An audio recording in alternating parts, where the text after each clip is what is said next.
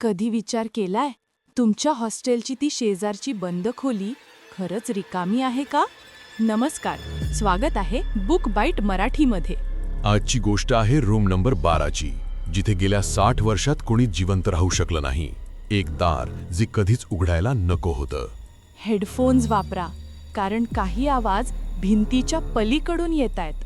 चला तर मग आजची द सुसाईड रूम भयकथा सुरू करूया. त्या दाराच्या फटीतून तो पिवळा डोळा अजूनही बघतोय, शिकार शोधण्यासाठी. आम्ही त्या जुन्या विंगमध्ये शिफ्ट झालो तेव्हाच मला काहीतरी विचित्र जाणवलं होतं. त्या कॉर्नरच्या पॅसेजमध्ये कुबट जुनाट वास येत होता. आमची रूम होती नंबर 13 आणि आमच्या बरोबर बाजूला होती रूम नंबर 12, जिच्या दारावर एक मोठं गंजलेलं कुलूप होतं. आम्ही सामान लावत असताना आमची सिनियर वर्षाताई तिथे आली. तिची नजर भिंतीवरच्या एका पेंटिंगवर गेली. तुम्ही रूम नंबर 13मध्ये राहताय? ठीक आहे, पण एक गोष्ट लक्षात ठेवा, तुमच्या बाजूची रूम नंबर 12 ती स्टोअर रूम आहे. तिथे जाण्याचा प्रयत्न करू नका. तिथे खूप वर्षांपूर्वी 2 आत्महत्या झाल्या होत्या. काय वर्षाताई, पहिल्याच दिवशी हॉरर स्टोरीज? आम्हाला घाबरवू नका. मी मस्करी नाही करत आहे. एका मुलीने तिथे गळफास घेतला होता आणि एका मुलाने खिडकीतून उडी मारली होती. ती जागा शापित आहे. वर्षाताई निघून गेली, पण तिचे शब्द माझ्या डोक्यात घुमत होते. त्या रात्री शांतता भंग पावली. मध्यरात्री मला एक विचित्र आवाज ऐकू आला, जसं काही कुणीतरी जमिनीवर गोट्या घरंगळत खेळते. खर्र खर्र खर्र. आणि त्यानंतर जोरात काहीतरी आपटल्याचा आवाज झाला. आर्यन, ऐकलंस का? काय आहे ग अंजली? झोप ना. उंदीर असतील किंवा वरच्या मजल्यावरून आवाज येत असेल. तो आवाज वरून नव्हता, तो बाजूच्या रूममधून येत होता, रूम 12 मधून. जसं काही कोणीतरी त्या रूमची जड खिडकी उघडते आणि पुन्हा जोरात आपटते. पण ती रूम तर बाहेरून लॉक होती. दुसऱ्या दिवशी दुपारी मी रूममध्ये एकटीच अभ्यास करत होते. आर्यन बाहेर गेला होता. अचानक मला माझ्या मागे नॉक झाल्याचा आवाज आला. मी मागे वळून पाहिलं. दरवाजा उघडा होता, पण तिथे कुणीच नव्हतं. पुन्हा आवाज आला, नॉक नॉक. यावेळी माझ्या लक्षात आलं, आवाज दारावरून नाही तर कपाटाच्या म्हणजे वॉर्डरोबच्या आतून येत होता. ते कपाट जे रूम 12च्या भिंतीला लागून होतं. आर्यन, तू कपाटात आहेस का? बाहेर ये, मला भीती वाटतेय. मी घाबरत कपाटाच्या हँडलला हात लावला. माझं हृदय जोरात धडधडत होतं. मी जोरात कपाट उघडलं. आत काहीच नव्हतं, फक्त माझे कपडे. पण त्याच वेळी मागून आर्यनचा आवाज आला. काय झालं अंजली? तू कपाटाकडे अशी का बघतीयस? मी दचकून मागे वळले. आर्यन दारात उभा होता. तो बाहेरून आला होता. जर आर्यन बाहेर होता तर कपाटातून नॉक कोण करत होता? त्या रात्री गोष्टी हाताबाहेर गेल्या. आता आवाज फक्त खिडकीचा नव्हता, आता कुजबुजण्याचा आवाज येत होता. अस्पष्ट, रागीट शब्द. माझा संयम सुटला. मी रागात रूमच्या बाहेर गेले आणि त्या बंद रूमच्या दारावर लाथा मारायला लागले. कोण आहे आतमध्ये? हे नाटक बंद करा, बाहेर या. आणि अचानक त्या कुलूप बंद रूमचं हँडल फिरायला लागलं. हळू हळू खाली, जसं काही आतून कोणीतरी ते उघडायचा प्रयत्न करतंय. कुलूप हलत होतं. दरवाजा आतून धक्के खात होता. मी गुडघ्यावर बसले, दाराच्या खालून जी फट असते तिथून आत बघण्यासाठी. आतमध्ये गडद अंधार होता.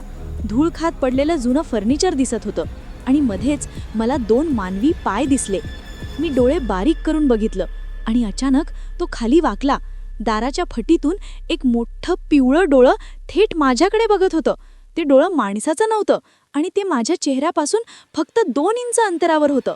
डोळा बघून मी इतकी घाबरले की मी 2 दिवस रूमवर गेलेच नाही. पण आर्यनला हे सगळं अंधश्रद्धा वाटत होतं. तो म्हणाला, अंजली, तू जास्त विचार करतेस. गुरुवारी संध्याकाळी मला एका फंक्शनला जायचं होतं. मला रूमवर जाऊन तयार व्हावं लागणार होतं. मी रूमवर गेले. आर्यन पार्टीला गेला होता. मी आरशासमोर उभी राहून केस विंचरत होते. अचानक रूममधली हवा थंड झाली. AC बंद असूनही मला थंडी वाजायला लागली. मी आरशात पाहिलं आणि माझी वाचाच बसली. आरशात मी दिसत होते, पण माझ्या मागे माझी रूम नव्हती. आरशातल्या रिफ्लेक्शनमध्ये भिंतीचा रंग वेगळा होता. पलंग गंजलेले होते. जमिनीवर कचरा पडला होता आणि माझ्या मागे ती खिडकी सटाड उघडी होती. मी मागे वळले. माझी रूम नॉर्मल होती. मी पुन्हा आरशात पाहिलं. तीच भयानक जुनी रूम दिसत होती आणि त्या आरशातल्या खिडकीतून काहीतरी काळं सावलीसारखं आत येत होतं. मी किंचाळले, पर्स उचलली आणि पळत सुटले. मी लायब्ररीमध्ये जाऊन बसले होते. अंग थरथरत होतं. तेवढ्यात मला आर्यनचा कॉल आला. हॅलो अंजली, अगं मी पार्टीवरून आलोय, खूप थकलोय ग. मी रूमवरच झोपतोय आज. तू काळजी नको करू, मी दरवाजा लावून घेतोय. नाही आर्यन, तिथे झोपू नकोस. त्या रूममध्ये काहीतरी आहे. प्लीज बाहेर ये. अगं काय तू पण, काही नाहीये इथे. मी झोपतोय. शुभरात्री. त्याने फोन कट केला. तो रूमवर एकटाच होता आणि नशेत होता. त्याला वाचवण्यासाठी मला त्या रूमची हिस्ट्री माहीत असणं गरजेचं होतं. मी समोर बसलेल्या जुन्या लायब्रेरियन मॅडमला, देशपांडे मॅडमला विचारलं, मॅडम, रूम 12मध्ये नक्की काय झालं होतं? रूम 12? त्या स्टोर रूमबद्दल बोलतेस का तू? हो, जिथे त्या मुलाने खिडकीतून उडी मारली होती. मुली, तुझा काहीतरी गैरसमज होतोय. त्या मुलाने, समीरने स्टोर रूममधून उडी नव्हती मारली. स्टोर रूमच्या खिडक्या खूप मोठ्या आणि उंच आहेत. तिथून पडणं कठीण आहे. समीरने ज्या रूममधून उडी मारली त्या रूमची खिडकी खूप लहान आणि अरुंद होती. त्याला बाहेर पडायला खूप त्रास झाला असणार. मी गोंधळले. मॅडम, पण रूम 12 म्हणजे स्टोर रूमच्या खिडक्या तर मोठ्या आहेत आणि आमच्या रूम 13ची खिडकी लहान आहे. तू रूम 13मध्ये राहतेस? अरे देवा. बाळा, 10 वर्षापूर्वी कॉलेजने रेनोव्हेशन केलं होतं. त्यांनी स्टोर रूमला रूम 12 नाव दिलं आणि जी खरी सुसाईड रूम होती, जिचा आधी नंबर 12 होता, तिचा नंबर बदलून 13 केला, जेणेकरून नवीन मुलांना भीती वाटू नये. माझ्या पायाखालची जमीन सरकली. ती कुलूप लावलेली स्टोर रूम, ती सुसाईड रूम नाहीये. ती फक्त एक रिकामी खोली आहे. आम्ही ज्या आवाजाला घाबरत होतो तो आवाज बाजूच्या रूममधून नव्हता येत. तो आमच्याच रूममधल्या गोष्टीचा होता. खरी सुसाईड रूम आत्ताची रूम 13 आहे आणि आर्यन त्या शापित खोलीत त्या लहान खिडकीच्या बाजूला एकटाच झोपला आहे. मी लायब्ररीतून धावत सुटले. मी आर्यनला फोन लावत होते, पण तो उचलत नव्हता. मी हॉस्टेलच्या गेटवर पोहोचले. माझी नजर सरळ 4थ्या मजल्यावर गेली. जी स्टोर रूम होती तिच्या खिडक्या बंद होत्या, पण माझ्या रूमची, रूम 13ची ती लहान खिडकी सताड उघडी होती आणि खिडकीत कुणीतरी उभं होतं. आर्यन, मागे हो, आर्यन! तो खिडकीच्या कडेवर उभा होता. इतक्या लांबूनही मला त्याचा चेहरा दिसत होता. त्याचे डोळे उघडे होते, पण त्यात प्राण नव्हता. तो माझ्याकडे बघत होता आणि हसत होता. ते हास्य आर्यनचं नव्हतं. त्याने हळूच एक पाऊल पुढे टाकलं. काही सेकंद तो हवेत तरंगल्यासारखा वाटला आणि मग तो खाली आला. त्याचा पडतानाचा आवाज आणि जमिनीवर आपटल्यावर झालेला तो भयानक आवाज मी कधीच विसरू शकत नाही. मी धावत रूमवर गेले. पोलीस आले. गोंधळ झाला. पण जेव्हा मी त्या रूममध्ये शिरले, मला तिथे आर्यनची डायरी सापडली. डायरीची शेवटची पानं विचित्र चित्रांनी भरलेली होती.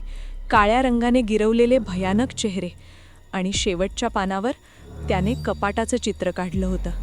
त्या चित्रात कपाटाचा दरवाजा उघडा होता आणि आतून तोच पिवळा डोळा बघत होता. तो पिवळा डोळा बाहेरच्या रूममध्ये नव्हता. तो इतके दिवस आमच्यासोबत आमच्या कपाटात राहत होता. मी कॉलेज सोडलं. पुन्हा त्या शहरात गेले नाही. पण आजही 9 वर्षांनंतर मला स्वप्न पडतं. आर्यन त्या लहान खिडकीतून बाहेर पडतोय. तो माझ्याकडे बघतोय आणि खाली अंधारात नाहीसा होतोय. ते स्वप्न संपत नाही. काल मी सहज कॉलेजच्या वेबसाईटवर चेक केलं. तिथे नोटीस होती. 4था मजला विद्यार्थ्यांसाठी पुन्हा खुला करण्यात आला आहे. तेवढ्यात मला ॲडमिन ऑफिसमधून कॉल आला. मी चुकून उचलला. हॅलो मॅम, गुड न्यूज आहे. तुम्ही वेटिंग लिस्टवर होतात ना? एक रूम रिकामी झाली आहे 4थ्या मजल्यावर, रूम नंबर 13. खूप हवेशीर आहे आणि व्ह्यू पण छान आहे. मी फोन कट केला. पण मला माहीत आहे ती रूम रिकामी नाहीये. तिथे अजूनही कुणीतरी वाट बघतंय. कदाचित तुमचा नंबर पुढचा असू शकतो. कशी वाटली आजची ही स्टोरी? जर तो डोळा बघून तुमच्या अंगावर काटा आला असेल तर व्हिडिओला लाईक नक्की करा. आणि तुम्हाला काय वाटतं, त्या बंद खोलीत नक्की कोण लपलंय? तुमची थेरी आम्हाला कॉमेंटमध्ये नक्की सांगा.